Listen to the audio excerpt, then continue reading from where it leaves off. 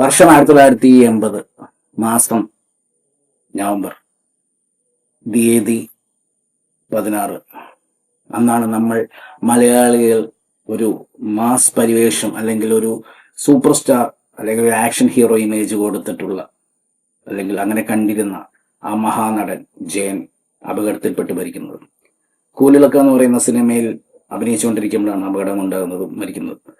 അപ്പോൾ ഈ മാസം 16 വരെ അദ്ദേഹം അഭിനയിച്ചിട്ടുള്ള സിനിമകളെ കുറിച്ചിട്ട്, ഞാൻ കണ്ടിട്ടുള്ള സിനിമകളെ കുറിച്ചിട്ട്, അല്ലെങ്കിൽ എനിക്ക് ഇഷ്ടമുള്ള സിനിമകളെ കുറിച്ച് ഞാൻ നിങ്ങളോട് സംസാരിക്കാന്ന് കരുതിയിരിക്കുകയാണ്. അപ്പൊ ഞാൻ ആദ്യം തിരഞ്ഞെടുക്കുന്നത് 1980 തന്നെ ഇറങ്ങിയിട്ടുള്ള, ഓഗസ്റ്റ് 23 ഇറങ്ങിയിട്ടുള്ള നമ്മുടെ IV ശശി സാറിന്റെയും ടി ദാമോദരന്റെയും കൂട്ടുകെട്ടിൽ ഇറങ്ങിയ മീൻ എന്ന് പറയുന്ന സിനിമയെ കുറിച്ചിട്ടാണ്. ഈ സിനിമ ഒരു ആക്ഷൻ ഫാമിലി ഡ്രാമ സിനിമയാണ്. ഇത് യൂട്യൂബിലും ഹോട്ട്സ്റ്റാറിലൊക്കെ അവൈലബിൾ ആണ്. ഇത് കണ്ടിട്ടില്ലെങ്കിൽ തീർച്ചയായിട്ടും കാണുക. ഈ സിനിമ എന്താ പറയുക, ഒരു ഇമോഷൻസ് വരുന്ന രീതിയിലുള്ള സിനിമയാണ്. അച്ഛൻ മകൻ ഇമോഷൻസ് ആണ്.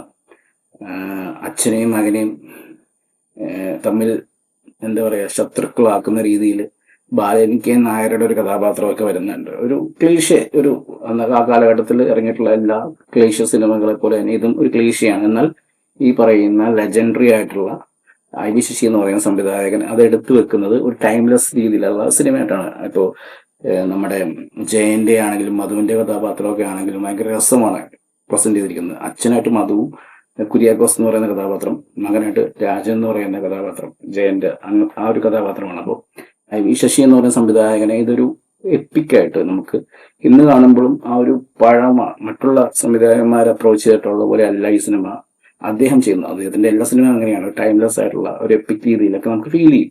അപ്പൊ അത്തരത്തിലുള്ള ഒരു സിനിമയാണ്. പ്രത്യേകിച്ച് ടി ദാമോദരൻ എന്ന് പറയുന്ന റൈറ്ററിന്റെ ഒപ്പം ചേർന്ന് അദ്ദേഹം ചെയ്തിട്ടുള്ള എല്ലാ സിനിമകളും തന്നെ അത്തരത്തിലുള്ള സിനിമകളാണ്. അപ്പൊ തീർച്ചയായിട്ടും ഈ സിനിമ ഇന്ന് കണ്ടു നോക്കുക. കണ്ടിട്ടില്ലെങ്കിൽ അല്ലെങ്കിൽ കണ്ടിട്ട് ഉള്ളവരാണെങ്കിൽ തന്നെ ഒന്ന് കാണാൻ ശ്രമിക്കുക.